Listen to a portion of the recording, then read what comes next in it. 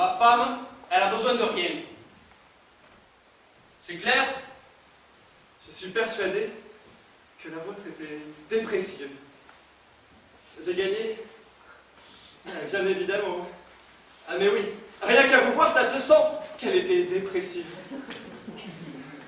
Je suis persuadé que dans les arbres de votre jardin, même les oiseaux se jettent du haut des branches, sans déployer leurs ailes, pour s'écraser sur le sol, en faisant des taches.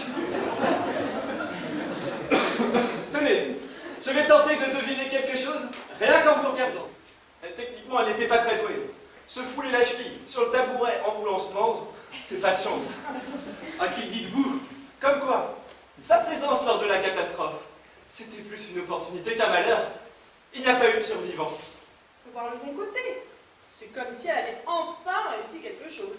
Oh, c'est pas pareil quand même. Elle voulait réussir par elle-même.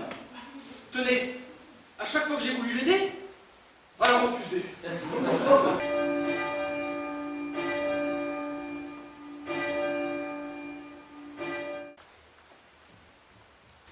Regardez là-bas à droite, ce serait pas Marguerite Slovo. Elle fait ses condoléances à la famille. Ah, la Slovo, elle peut venir, celle-là. Elle lui a fait une recommandation pour faire tourner son dernier spectacle. Ah vraiment?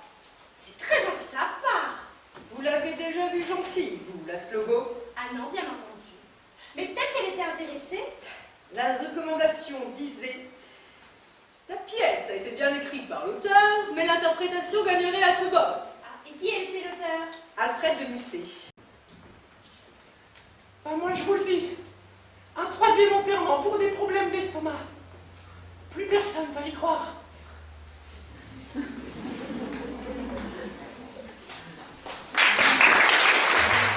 Tu pourrais faire un effort quand même, pour une fois que nous sommes réunis. Oh oui, reste un peu. Et qui sait, il va peut-être mourir cette nuit.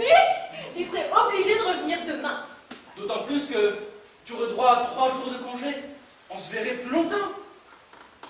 Rien n'est jamais certain. Il peut peut-être durer encore 3 jours, 3 semaines, même 3 mois. Ah non, pas 3 mois. Tu t'imagines pas le calvaire?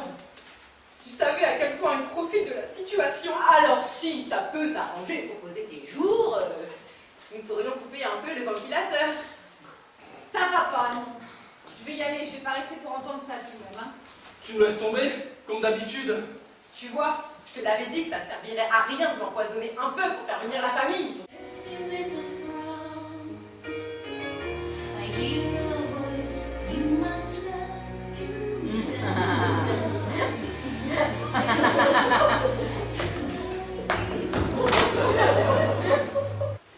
Je vous ai reçu pour vous remettre votre lettre de licenciement. Alors, c'est à cause de ça. Je n'y étais pour rien, moi. Je ne faisais qu'appliquer les ordres. Il fallait bien que quelqu'un se charge de ce boulot. Quand je suis entrée dans cette boîte, j'avais besoin de travailler. J'ai tout accepté. Ça n'est pas vrai. Vous n'êtes pas désolé. Pour vous, je n'étais rien. Dans vos livres de comptes, j'étais une statistique. C'est tout. Et après mon licenciement, je n'existais plus comme vous. Désolée. Je crois que vous n'avez pas compris. Ça n'avait rien de personnel. J'ai mal appelé une ambulance. Je ne voulais pas ce qui vous est arrivé. Je n'y étais pour rien.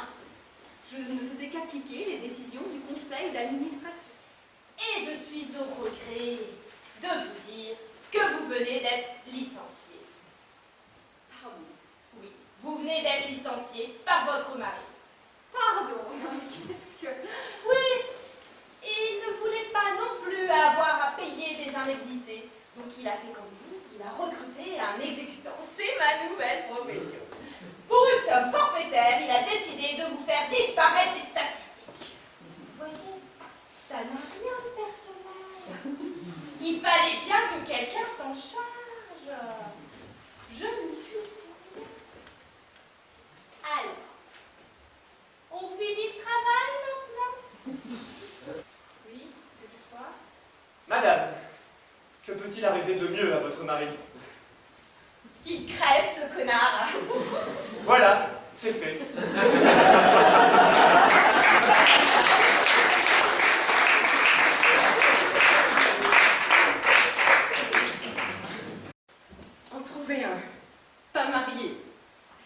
qui n'a pas peur. Ça paraît simple, au début.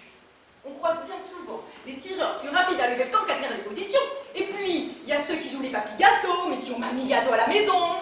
Et puis, il y a l'horloge biologique qui tourne à toute vitesse. T'as pas tourné la tête qu'on me dit qu'il est moins le quart. Alors, faut trouver un géniteur potable qui reste pendant la période d'élevage. Pour aujourd'hui, j'ai mal. Je ne veux plus sonner. Oh, ça va, j'y vais, Non. j'y vais. Il ne faut pas tuer la dame. Mais non. Mais non. Elle est déjà morte. Ça ne compte pas. Mais non, je suis Géraldine Gosino et je suis en vie. Et vous, ne venez pas, ce sont nés pour la narguer. Je sais. Elle est pas morte. Je vais la finir à la main. Bon, vas-y, donne-moi la bonne liste. Tu n'as pas compris. Elle doit être restée sur le bureau de Jack. Est-ce que tu es en train de me dire que depuis 5 jours, nous informons les gens de la mort de leurs proches par erreur? C'était juste une petite erreur.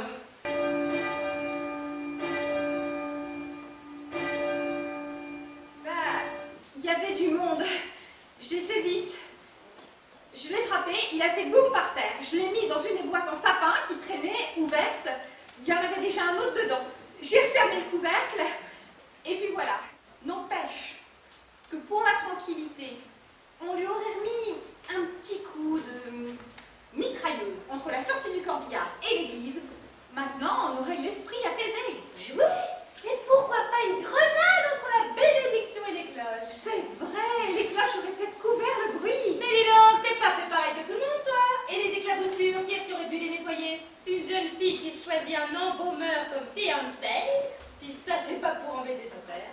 Peut-être qu'elle est vraiment amoureuse. Oh bah oui, c'est ça, on va rien entendre.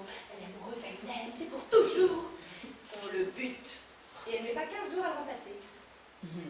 C'est sûr, ça fait pas très fidèle. Ah oui. Bon, il serait peut-être temps quand même qu'elle en trouve un bien et qui plaise à son père, parce qu'à force qu'ils disparaissent tous subitement, elle va finir par se douter de quelque chose. Quand même, c'est elle qui les choisit. Très con. Mais bon, on peut quand même pas tous les dégommer par prévention. Ça se remarquerait. Un pays sans con.